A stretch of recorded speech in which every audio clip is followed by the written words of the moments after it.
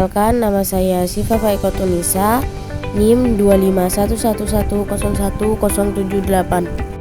Di sini saya akan menjelaskan tentang hasil ujian tengah semester filsafat umum. Pertanyaannya adalah, berfilsafat termasuk dalam berpikir, namun tidak semua orang yang berpikir itu termasuk berfilsafat.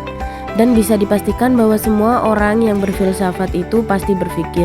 Coba Anda jelaskan. Jadi pertanyaan di atas adalah, kita tidak dapat berfilsafat tanpa menggunakan kemampuan untuk berpikir. Karena jika kita ingin berfilsafat, harus menggunakan pikiran kita seperti menganalisis konsep, membangun argumen yang logis, dan mencari kebenarannya. Itu semua membutuhkan yang namanya berpikir. Dan tidak semua orang yang berpikir itu termasuk berfilsafat. Contoh, tiba-tiba kita kepikiran, apa yang harus saya lakukan untuk malam ini? Berpikir dalam konteks sehari-hari seringkali pragmatis, spesifik, dan dangkal. Sedangkan yang berfilsafat itu menggunakan pemikiran yang mendalam, mendasar, dan universal. Dan semua orang yang berfilsafat itu pasti berpikir. Seorang yang berfilsafat misalnya merenungkan hakikat realitas, menguji moralitas suatu tindakan, atau menganalisis batas pengetahuan, wajib menggunakan akalnya. Filsafat adalah disiplin yang paling menuntut penggunaan berpikir kritis dan logis.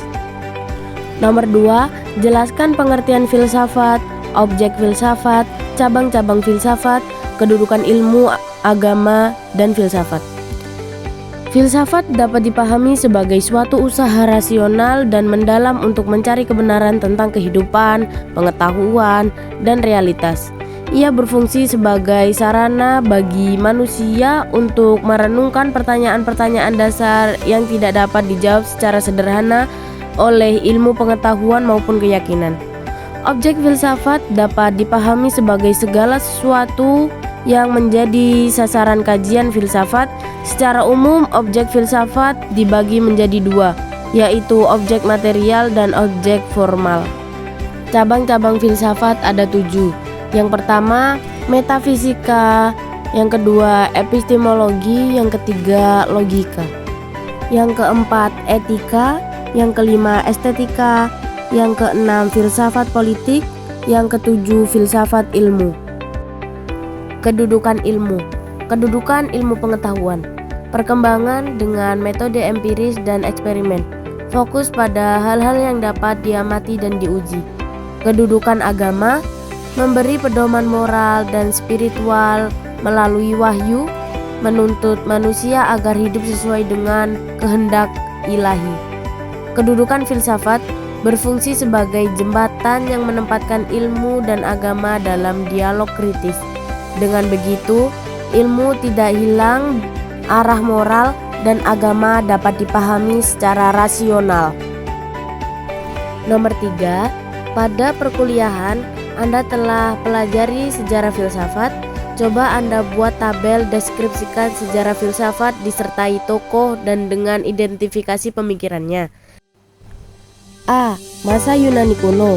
Tokoh utamanya Thales, Anaximandros, Anaximenes, Herakleitos, Parmenides, Pythagoras, dan Demokritos. Deskripsi dan identifikasi pemikiran. Mencari prinsip dasar alam. Thales, air sebagai asal segala sesuatu. Anaximandros, aperion yang tidak terbatas sebagai asal mula. Herakleitos, perubahan adalah hakikat alam, segala sesuatu mengalir. Parmenides, yang ada bersifat tetap, menolak perubahan. Pythagoras, realitas berhubungan dengan angka dan harmoni. Demokritos, teori atom, alam tersusun dari partikel kecil tak terpecah. Masa Yunani klasik. Tokoh utamanya Socrates, Plato, Aristoteles. Deskripsi dan identifikasi pemikirannya. Fokus pada manusia, etika, dan pengetahuan.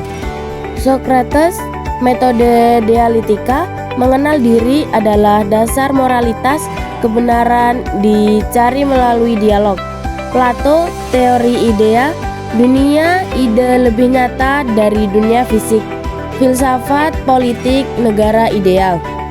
Aristoteles, logika formal, etika kebijakan, metafisika, substansi, sains, dan klasifikasi makhluk hidup. Masa abad pertengahan, tokoh utamanya Agustinus, Thomas, dan Anselmus. Deskripsi dan identifikasi pemikiran. Filsafat pendidikan dengan agama Kristen. Agustinus, kebenaran berasal dari Tuhan, tujuan hidup adalah kembali kepada Tuhan. Anselmus, argumen ontologis tentang keberadaan Tuhan. Aquinas, sistem Aristotelian dengan teologi Kristen. 5 bukti wujud Tuhan. 5 ways, hubungan harmonis antara akal dan wahyu. Filsafat Islam, tokoh utamanya Al-Kindi, Al-Farabi, Ibnu Sina, Al-Ghazali, Ibnu Rushd. Deskripsi dan identifikasi pemikiran. Menggabungkan filsafat Yunani dengan ajaran Islam. Al-Kindi, bapak filsafat Islam, menekankan rasionalitas dalam memahami wahyu. Al-Farabi, filsafat politik, negara utama teori akal, menyelaraskan Plato dan Aristoteles. Ibnu Sina, metafisika tentang wujud, wajib, mungkin, mustahil. Filsafat jiwa, kedokteran, Kalpanun. Al-Ghazali, kritik terhadap filsafat rasional melalui tahafuz, al-falasifah, membela.